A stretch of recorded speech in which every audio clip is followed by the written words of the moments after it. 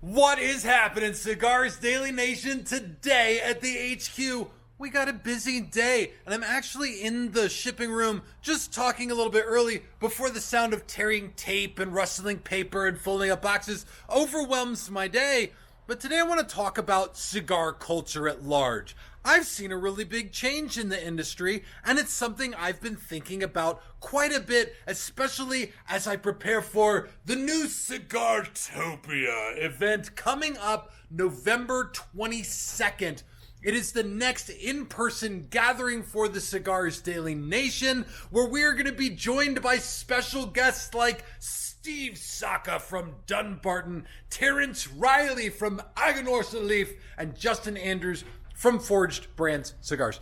This is a big deal because I've got new projects in the works with all three of them, and it's going to be my first look at those that day. And a lot of you are going to come join me for amazing food. We're actually doing, I think, pulled pork or something like that this time, or some sort of pulled meat. It's going to be wonderful. And of course, from the same caterer, the award-winning caterer that's done our previous events, Tom and Lynn Catering, because in my book, there's just second to none.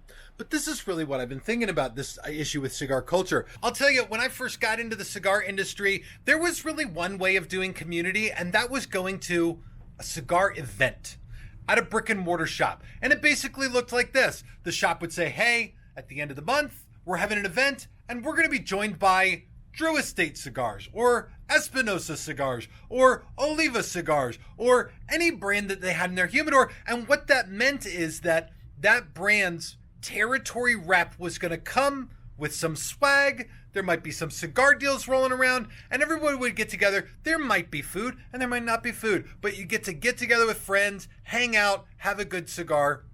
And this was common. It was a common thing for cigar aficionados to go do, and it was convenient because they happened at most shops and happened quite frequently. And this was also the most powerful tool for cigar makers to use to grow their brand. Going and doing an event at a brick and mortar shop meant the opportunity to take your brand cigars and put them in the hands of aficionados and introduce them to the brand and tell them what set your brand apart. So for a lot of guys who are big names in the industry today, they literally built everything they've done by going around the country, traveling something like 250 to 270 days a year, and just meeting aficionados, placing a cigar in their hand and trying to have a conversation with them. That was the way to build brand loyalty. And that's kind of the relationship the cigar industry had between cigar maker and the cigar lover, is that if you didn't read about a cigar in some publication like Cigar Aficionado or Cigar Journal or Cigar Snob, you probably learned about a brand going to an event at a brick and mortar shop. And truthfully, 10 years ago when I got into the industry, that's exactly how it was. And I remember that this was something that I learned and wanted to become good at in cigars. And I actually still remember the first cigar event I ever did. Believe it or not, it was an Oliva event, and the special guest was Oliva Nick. He was the first guy that I ever said, let's do an event together. And he talked it up like crazy. And you can ask him about this. And someone please send this video to him. He was like, oh man, I'm a boss at events. I just rock the events. I go to the events. The people love me. They love what I do there. You're going to be so happy about this. And so we scheduled this event. We told everybody about it. And then the day of the event, Nick called me and he goes, I have the flu. I'm puking, but I'm still coming. And sure enough, true to Nick's credit, he did come and he did do the event. It just was terrible. Now, I certainly don't want to take away from Nick, who is, in my opinion, one of the foremost professionals in the cigar industry today. I think if you have the flu, you should sort of get a pass. But also, that whole model of brick and mortar cigar events has kind of fallen to the background in the cigar world in favor of something different and quite new. You see, these days, as the whole world evolves with the technological revolution that we're in, a lot more people are getting their information online. A lot more people are learning about new brands and getting to even see the brand owners talk about their brand on channels like Cigars Daily. And now these days, there are a lot of other spectacular channels out there who are introducing aficionados to the up-and-coming cigar makers. It's like starting a cigar brand these days no longer is about a cigar maker going out, spending 270 days a year traveling, and then meeting everybody and trying to put a cigar in the hands of every individual. That's just shifted. These days, cigar makers are learning that you can be profoundly more effective by getting in front of the audience of a particular cigar channel or a platform or even a cigar community online. And that has become a powerful mode. The cost of that, though, is the cost of losing some of these brick and mortar events. I think these days you see cigar shop events being done less than you probably have seen them done maybe in the last 70 or 80 years or something like that. I only say that because I think back to like the cigar industry really started to come back after World War II. Maybe they call it 30 or 40 years, since the 90s, since the cigar boom. And alas, the cigar event seems to be a dying breed. And for sure, today, they still happen. I'm sure there are lots of cigar shops doing events, but just more than ever, people are learning about things online and trying them without ever having to shake the hand of the cigar maker who made the things. And like this sort of thing happens anytime the world changes a lot, or especially if the world changes particularly quickly. And the technological revolution is doing that for sure, but I think this about a lot of the world, and I think it applies here in the cigar industry. These days, we don't really seem to lose a lot when the world changes. Right now, everybody's going on and on about how AI is going to kill all these jobs, and maybe it will. I'm not really here to talk about that. It's just an example I want to use to say that as the internet sort of moves people away from the cigar lounge event, there's a new type of thing popping up that seems to be doing extremely well, and that is the Cigar Festival. You see, even though people are learning about all this stuff online and they're engaging in their cigar communities and their Facebook groups and on YouTube pages and in Discord groups and all this kind of stuff, it still means that people need real community. And these days, there are these massive festivals for cigar lovers going on now all around the country, just about all the time. And these are like taking the regular brick and mortar cigar event and putting it on like absolute steroids. I mean, these are serious parties. Things like the Great Smoke, which goes on out at Smoke Inn's place.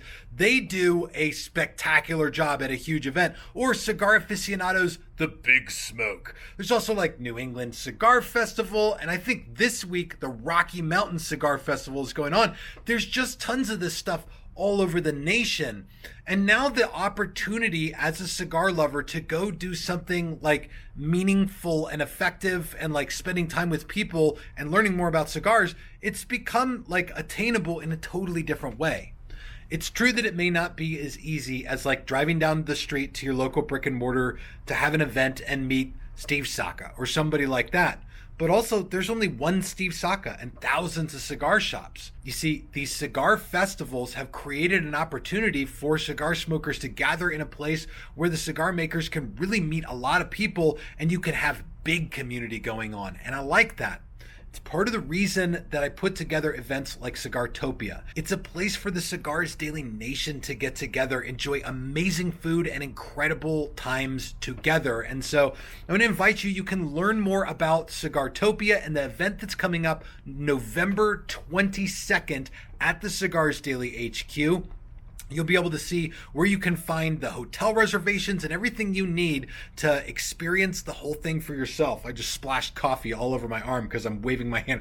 It's one thing when you're smoking a cigar and waving your hand like a crazy person. It's another thing with a cup of coffee, apparently.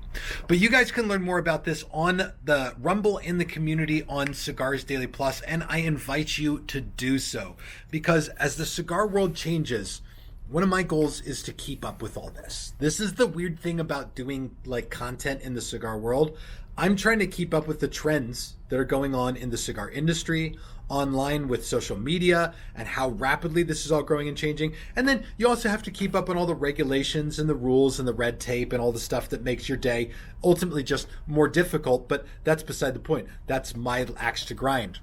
The truth is, I'm excited about the way that things are changing. I think it's created cooler opportunities. We've lost less than we've gained in the chance for cigar lovers to get together and do what we really enjoy, and that is share our passion for premium cigars together. And so the big question is this: what is the major thing that you've gone to in the cigar world that you've loved? I don't go to a ton of these. I like to run mine here at the HQ, which is Cigartopia. In the beginning of the year, we do Daily Con. That being said, I get to go to PCA and TPE, and those are fun events for me because just like Cigar Festivals provide an opportunity for you to go out and meet typically more than one or two cigar makers, I get to go to PCA and see all my friends from the cigar industry each time I go, and that is such a treat for me because most of them live over in Florida. I live in Arizona out here. Okay, drop it down below. What was the cigar festival that rocked your world? Get more out of this video when you join the community on Cigars Daily Plus and when you watch it on Rumble. And I want to thank you all so much for joining me here. I got a busy, long day ahead of me and a lot of planning to do for Cigartopia. I want to knock this one out of the park. I want to make this the best event that I've done yet. I feel like every time I do one of these, and this would be my fourth one, I take away some profound changes I want to make to take the whole experience and take it to the next level. And that's what it's all about for me. And so drop your opinion in the comment of your favorite one. This is Tim signing off for Cigars Daily, and I'll see you in the comments.